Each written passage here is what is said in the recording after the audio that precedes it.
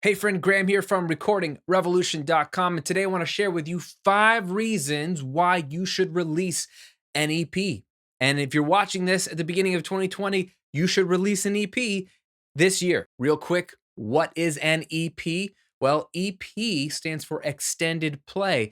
You would think extended play would mean a lot of songs, but really typically an EP is 5 to 7 songs. The reason it's called an EP, extended plays, because that came after singles, record singles, where you had 1 to 3 songs. That's all you could fit on an actual record. And then we're able to stuff a few more songs on a record, AKA an extended play record, an EP, where you had 5 to 7 songs.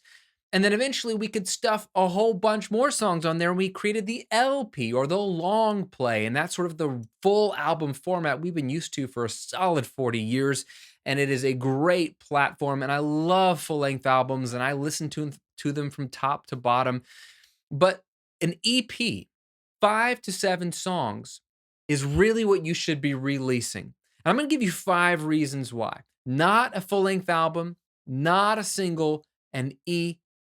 And reason number one is full length albums are on their way out. And there's a couple reasons. One is attention spans just aren't there. And even though fans and music lovers are consuming more music than ever before, have a greater demand for music than ever before, they're not as loyal to sitting down and listening to one artist for 12 songs for over an hour. We are in this playlist mentality. And so no one's really going to listen to a full length album. It's not the trend anymore. Now, there's still plenty of people putting out full length albums. I'm not saying that they're not coming out. I'm just saying most independent artists are preferring and choosing a shorter EP of 6 songs, let's say, or 5 songs or 7 songs, because it's just more palatable to the modern listener. But here's a sneaky reason why reducing your focus from a full length album to a shorter EP is better. Let's be honest, you and I don't write 12 really great songs every single time, right? We're writing an album and maybe we've got 3 or 4 or 5 really good songs. And then the other 6 or 7 or whatever are kind of filler. So why put them on there? Like, they're kind of filler. Everyone that's listening to them knows that it's kind of filler. I mean, we've always had those bands that we loved growing up where there was really only 3, 4, 5 good songs and the other half of the album was kind of filler. You didn't like it anyway. Hey, save everybody the trouble and just release the good songs that you wrote. That could be your EP. So the shift is moving away from full length albums to shorter EPs, and it's better for everybody because we have lower attention spans and we can just release the better songs that we've written. Reason number two to release an EP this year, as compared to, let's say, a single, is that it helps you to not be such a perfectionist.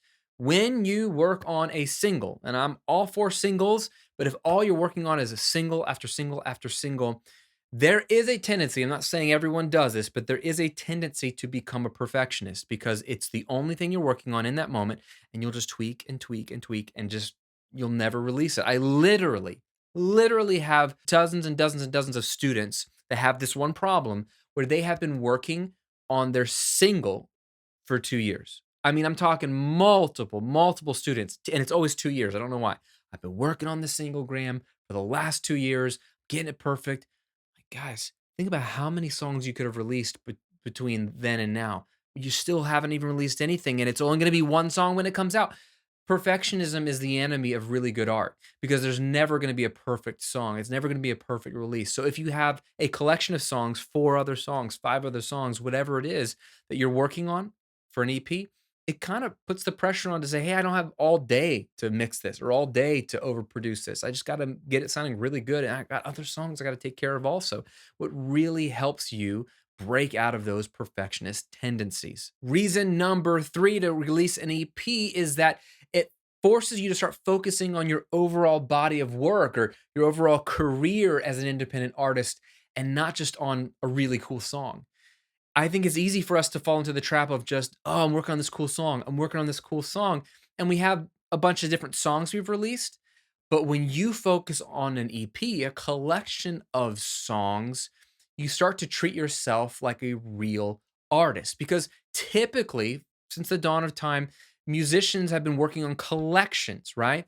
Even Handel's Messiah, right? It's one piece of music, but it's 3 hours of music. It's multiple songs, but it was a collection. It was a project that Handel was working on at the time. And I think music is meant to be a collection of our ideas and themes and emotions and experiences for a season. And to capture that in just one song is possible, but I think it's more professional to start to capture moments through multiple songs. And then as you progress over the years, you'll be able to look back on your multiple projects, the EP that you released in 2020, in 2021, 2022, and so on. You'll be able to look back and see those collections that represent that 6 month period of your life or that 12-month period of your life. And that is a bigger view, a more big boy, big girl view of your overall body of work, not just the latest song you're working on, but your career. And even if you just do this for fun, you still have a career. It just may not be one that you get paid for or paid a lot for. That's okay. I don't get paid a ton for my music. I don't try to make a living just off of my music as an independent artist. I make a living in other ways, including creating content and being a mix engineer. But I still want to look at my music and always have as a legitimate career. And I want to collect my thoughts and my emotions and my musical ideas on a yearly basis. And I think you should too. Reason number four to release an EP is very practical. It gives you more credibility when you have multiple songs on streaming platforms. So if you release a single on Spotify or Apple Music, that's great. But if you were releasing an EP of 5 songs, well, you have 5 times as many things to show up in search results, which is good for algorithms. And it's just good for you as well because it shows that you're not just the normal home studio person that's got a song or 2 songs or 3 songs. You have a collection of songs that all hit the streaming platforms on the same day. It gives you some buzz. So, just practically speaking, if you want to get found a little bit easier online when you release your music, release a bunch of music, a collection of songs at once and not just one little single. And the fifth and final reason to release an EP as opposed to, let's say, a single, again, is probably the most important one, is it's going to force you to grow faster. The more music you make in a more condensed period of time, the faster you grow as an artist, as a songwriter, as a producer, as an engineer, okay? The only way you and I get better at this craft, like just about every craft, is really to do a large body of work. Again, Ira Glass has that very famous quote about this concept that everyone creative that he knows that has ever done anything excellent all had a similar story where they felt like the art that they heard in their head versus the art they created in real life never matched up. And there was disappointment, discontentment, and they wanted to quit. But the difference between those who are doing great work now that we all admire and those who aren't is that those who are doing great work now didn't quit and they just did a large body of work. Eventually, what came out of them matched what they heard or envisioned in their head and got amazing. That is as simple as I can put it. The only way to get better is to do a large body of work. So if you're just releasing a single every few months, it's not enough. I'd rather you focus on releasing an entire EP every 6 months or every 12 months. You will grow faster. You will get better at all aspects of music creation, song creation faster. And then it goes back to reason four. You'll get found on streaming platforms faster because you'll have a larger body of work. And goes back to reason three. Your whole career will start to shape and have form, and you'll be more legitimate and have more credibility. It all works together. But I know you want to grow. I like to grow. And so working on EPs is a faster way to grow. Now, I said last week that I want to help you in January make more music this year. So I have something really cool to share with you. So I've partnered up with my buddy, Grammy-nominated producer Ill Factor, and we have put together a brand new online course all on how to produce and release your EP and get your first 1,000 streams on Spotify. And then what we actually did was I went over to Miami to Ill Studio and we hung out for 48 hours. We wanted to write an EP of our own together. We did a couple singles and we felt we need to do more music. So went over to his studio, turned on the cameras, and just created for 48 hours.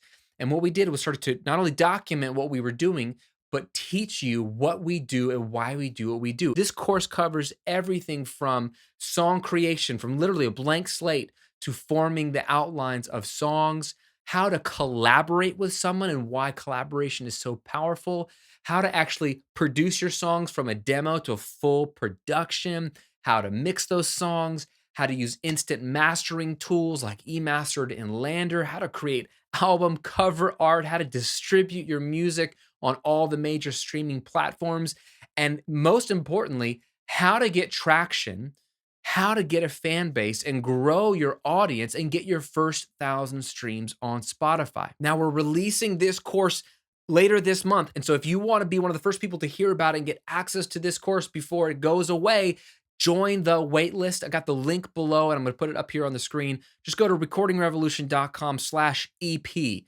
Okay. Recordingrevolution.com/EP. Sign up for the waitlist. That way you'll be notified the moment that this course goes live so you can jump on it.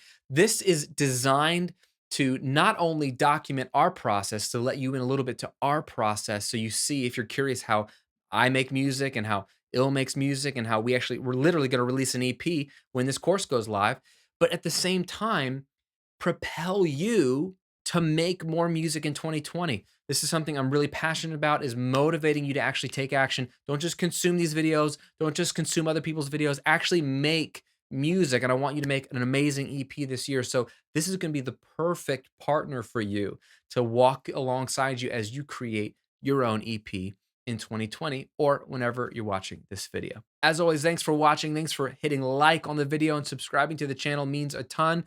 And I'll see you on another video real soon.